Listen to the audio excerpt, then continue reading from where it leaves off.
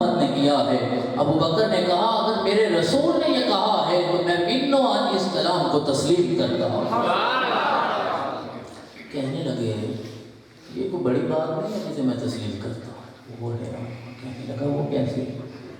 کہنے لگے وہ معاشرہ جہاں اس خدا کو معبود مانا جاتا تھا جس کو لوگ ہاتھوں سے تراش کے اپنے سامنے رکھتے تھے، اور کعبے کے اندر 360 بت تھے، 360 بت، اور اس وقت لوگوں کی ذہنی سطح یہ تھی کہ خدا کو اپنے سامنے رکھتے تھے تب اس کی عبادت کرتے تھے۔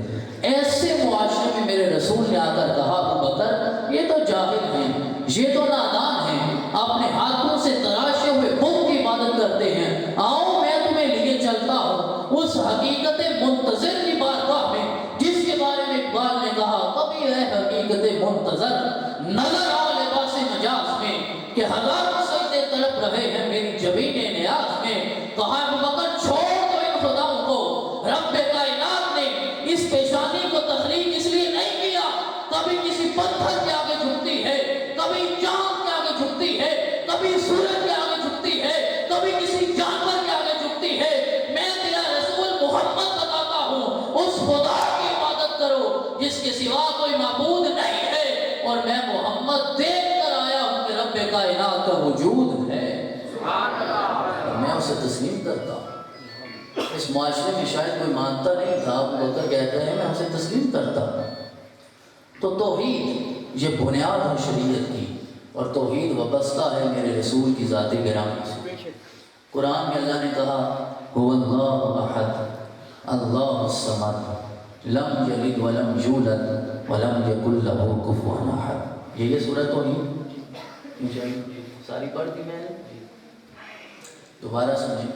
هو اللہ احد اللہ الصمد لم یلد ولم یولد ولم یکن له کفوا احد۔ ہو گئی؟ اچھا، انسان کی خواہشات کیا ہے؟ 4 چیزیں: عزت، دولت، اولاد، شہرت، یہ 4۔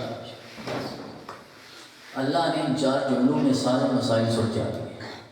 کہا هو اللہ احد، وہ یکتا ہے، اور جو یکتا ہوتا ہے اسے دنیا کی عزت کی کوئی ضرورت نہیں ہوتی۔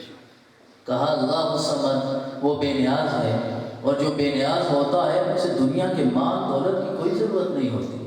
کہا لم یلد ولم یولد، اس کی اولاد نہیں ہے، اس کے والدین نہیں ہیں، اسے اولاد کی کوئی ضرورت بھی نہیں ہے۔ ولم یکن لہ کفوا احد، اس کا کوئی ہمسر نہیں ہے، جس کا ہمسر ہی کوئی نہ ہو اسے دوسرے سے بڑھ کر شہرت کی کوئی ضرورت نہیں ہوتی۔ آج انسان کی 4 خواہشات: عزت، دولت، اولاد، شہرت، اللہ نے کہا وہ تنہا ہے، اسے عزت کی کوئی ضرورت نہیں ہے، اسے دولت کی کوئی ضرورت نہیں ہے، اسے اولاد کی کوئی ضرورت نہیں ہے، اسے شہرت کی کوئی ضرورت نہیں ہے۔ یہ 4 انسان کی خواہشات ہیں۔ رب نے کہا یہ 4 چیزیں میرے پاس ہیں، میرے قبضہ قدرت میں ہیں، لیکن یہ میری ضرورت نہیں ہے۔ اے بندے یہ تیری ضرورت ہے، عزت تیری ضرورت، دولت تیری ضرورت، اولاد تیری ضرورت، شہرت تیری ضرورت، لیکن سب کچھ اللہ کے ہاتھ میں ہے۔ رب کہتا ہے عزت پانا چاہتے ہو قل هو اللہ احد، محمد کے دروازے سے ہو کر آؤ، میں تمہیں عزت عطا کر دوں گا۔ تم دولت حاصل کرنا چاہتے ہو، محمد کے دروازے سے ہو کر آؤ، دولت عطا کر دوں گا۔ اولاد کی نعمت پانا چاہتے ہو، محمد کے قدموں میں اپنے سر کو جھکاؤ، صاحب اولاد کر دوں گا۔ تم شہرت کی بلندیوں پہ پہنچنا چاہتے ہو، محمد کے قدموں سے وابستہ ہو جو رب کائنات تمہیں شہرت عطا کرتا ہے۔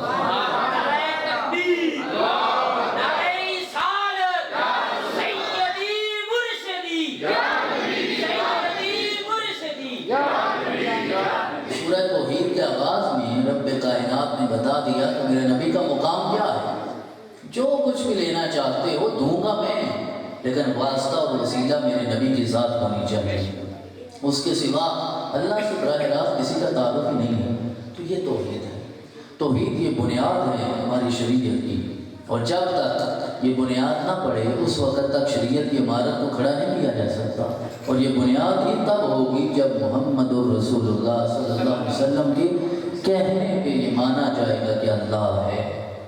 عقل مان کے لیے بات سمجھے، اگر میں غور و فکر کرتا ہوں، مظاہر فطرت میں، قدرت میں سمجھنے کی کوشش کرتا ہوں، میری عقل تسلیم بھی کر لیتی ہے کہ ایک اللہ ہے، اس وقت تک میرا ایمان اللہ کی بارگاہ میں قبول نہیں ہوگا جب تک میں محمد رسول اللہ کے واسطے سے اللہ کی بارگاہ میں حاضر نہیں ہوں۔